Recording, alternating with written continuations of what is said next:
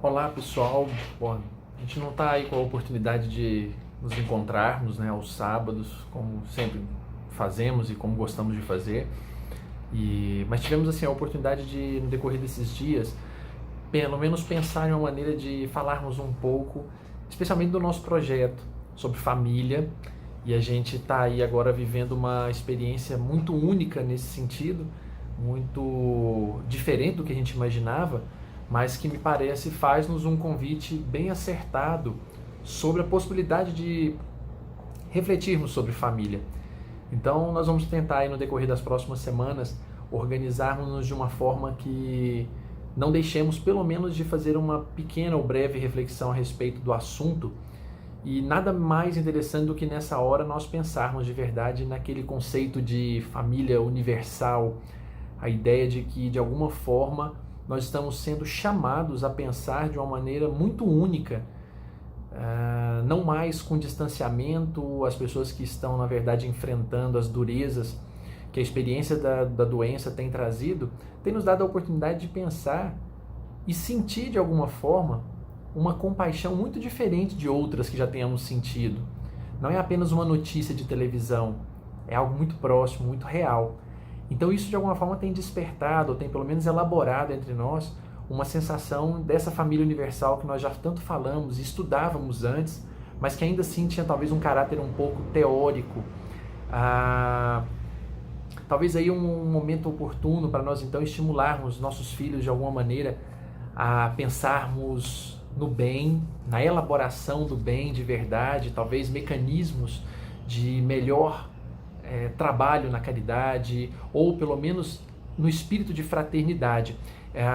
Quando nós falávamos sobre isso, já tem uma conversa de muito tempo, sobre menos celular, menos Netflix, menos televisão, menos computador, mais tempo entre as pessoas, isso parece que de alguma forma entrava por um ouvido e saía por outro, porque nós tínhamos muitas outras alternativas. O mundo é muito cheio de alternativas. Nós podemos passear, sair. Vamos hoje, por exemplo, a uma sanduicheria e lá tem um tablet à disposição dos nossos filhos. Não que isso seja um problema, mas na prática nós sempre estamos buscando esses auxiliares tecnológicos quando eles poderiam, na verdade, eles nos socorrerem, mas parece que nós é que os socorremos, dependemos dele para tudo. Saímos, temos que entregar em casa, entregamos para ficarmos em paz, pelo menos, quando os meninos estão muito agitados. São essas reflexões que talvez agora precisem de um pouquinho mais de zelo e de atenção, porque se nós antes falávamos, né, que era preciso dar mais atenção, agora nós estamos com um tempo excessivo dentro de casa para poder fazer isso. A maioria das pessoas que tiveram a oportunidade de fazer teletrabalho e aquelas que não tiveram, estão na verdade refletindo sobre a oportunidade, a experiência de chegar em casa e dar um pouco mais de atenção, já que fora nós não estamos podendo fazer visitas, encontros, shoppings e coisas do gênero. Então, tenho visto, né, e conversado com os nossos colegas e escutado outras tantas pessoas, experiências muito únicas nesse sentido. Em especial, eu ouvi um amigo me narrar, ou pelo menos me mandar uma imagem em que uma pessoa, um morador de rua, perguntava para uma pessoa por que as pessoas estão usando tantas máscaras. E aí, obviamente, essa pergunta ela toca nos fundo, ou pelo menos nos faz, assim, nos dá a certeza de que nós precisamos, de fato, conversarmos.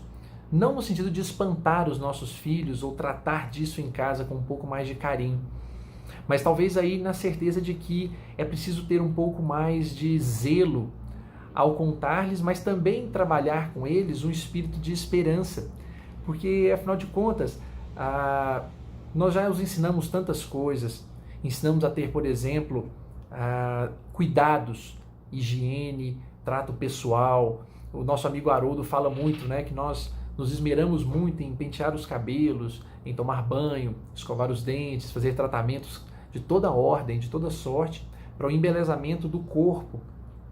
Mas não falamos muito sobre o embelezamento da alma, sobre a oportunidade, já que nós estamos um pouco mais reclusos em casa, convidar os nossos filhos para fazer mais experiências na oração, mais leituras edificantes, ler para os nossos filhos.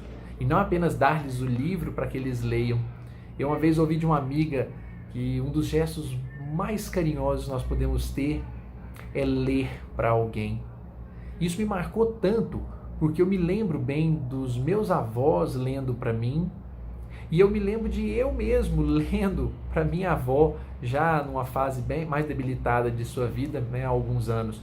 Então isso de fato me dá assim, a sensação de que nós temos agora a oportunidade de, refletindo sobre tudo que nós estamos estudando, a chance de reencontrarmos pequenos prazeres, especialmente nessas questões do encontro com os nossos filhos, na leitura, numa brincadeira, no sentar para brincar com algum jogo, no trato mais próximo com eles, à medida que agora nós estamos sendo de alguma forma forçados a permanecer em casa.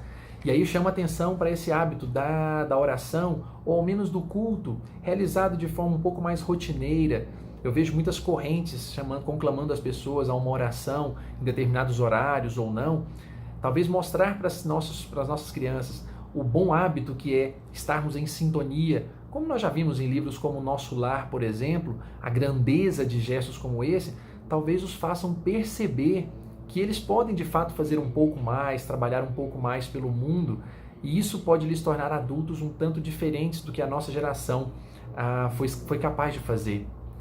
Então, a ideia de que, pela doutrina espírita, nós já estudamos tanto, de que essa família universal, obviamente, ela começa a ser trabalhada na família em casa, na família próxima, o nosso grupamento.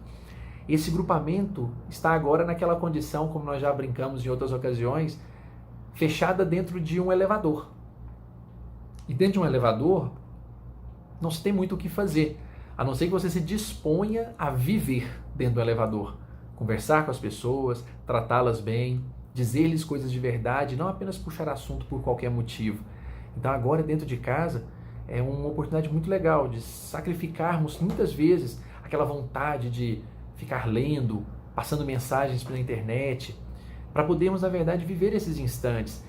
E não é abandonar, porque na prática eu vejo que quando as crianças ou os jovens, por exemplo, nós ligamos para os avós, especialmente os avós que nesse momento sentem um tanto de temor, mas também estão de alguma forma entendendo toda a situação de afastamento por carinho, falar com eles de forma pela tecnologia de hoje é também um benefício bem legal. Os filhos se interessam por isso, gostam, a nova geração se anima com isso e pode ser um mecanismo interessante de nós usarmos e depois desligarmos e irmos para as verdadeiras brincadeiras, para o verdadeiro momento de sentar, conversar, comer juntos, sem na verdade ficar nessa pressa. A proposta, obviamente, nossa é apenas de ressaltarmos com um pouco mais de bons olhos o momento em que nós vivemos. Por certo, as dificuldades e as durezas ainda hão de aumentar ou de hão de acontecer, mas tudo isso, obviamente, é preciso lembrar. Num planejamento superior e maior, as experiências não são casuais e nem no entanto, né, são deixadas, na verdade, nós vamos considerá-las pequenas. Não.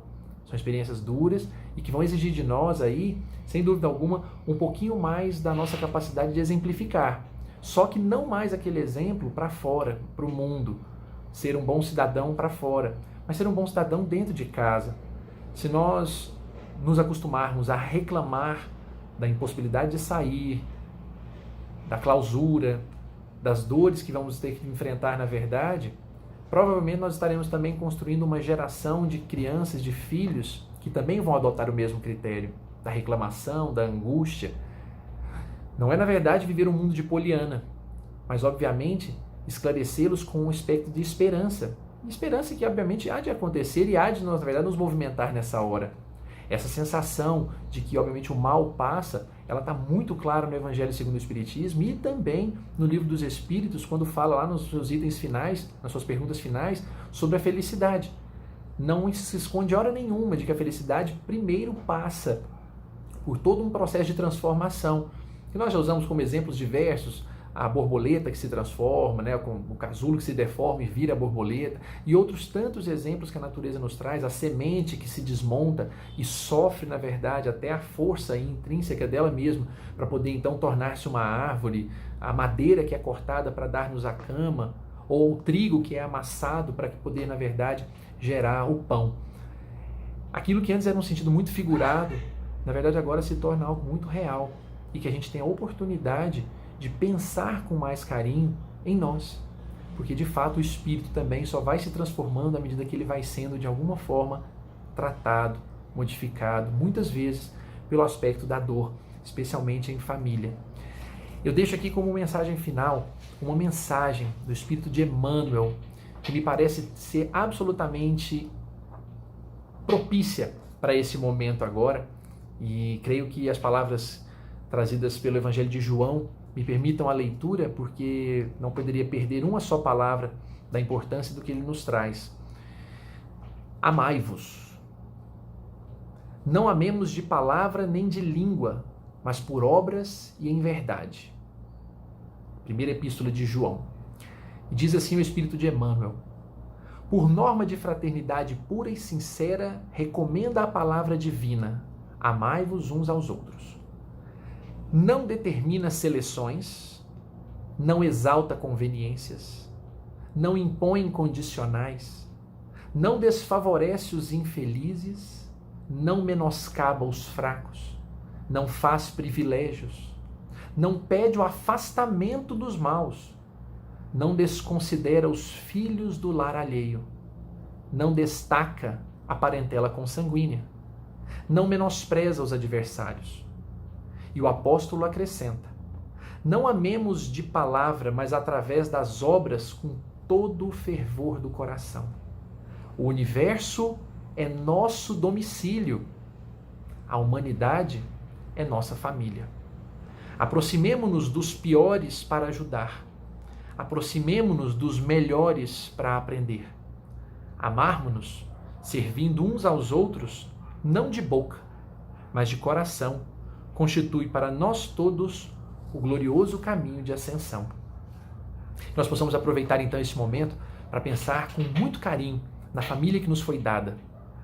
Não exclusivamente essa de dentro de casa, mas a começar por ela, porque me parece que nesse momento a ideia do amarmo-nos está realmente muito forte, porque nos faz pensar na pessoa mais distante, na pessoa que não tem como se cuidar, ou também naqueles que eventualmente ainda estejam agindo de uma maneira sem preocupação ou sem o devido zelo. São irmãos também.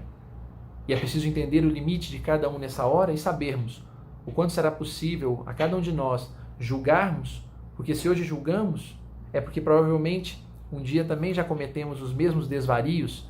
Então é hora, na verdade, de termos compreensão e transmitirmos isso.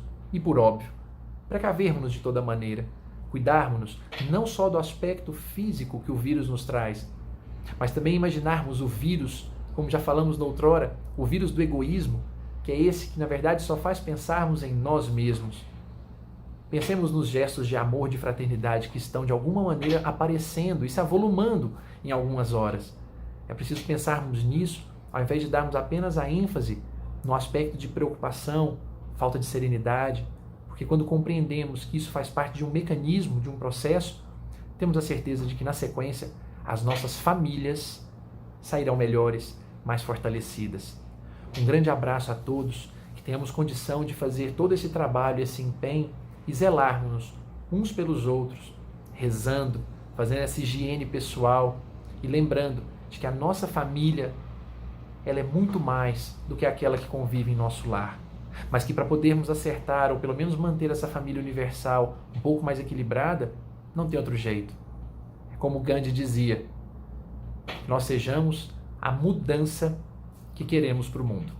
Um abraço a todos e vamos nos falando nas próximas semanas com muito carinho e com muito amor também em nossos corações. Um abraço para todas as famílias, já com saudades, mas certo de que obviamente vamos nos encontrar aí oportunamente no tempo correto, quando estivermos melhor preparados. Um grande abraço a todos, pessoal!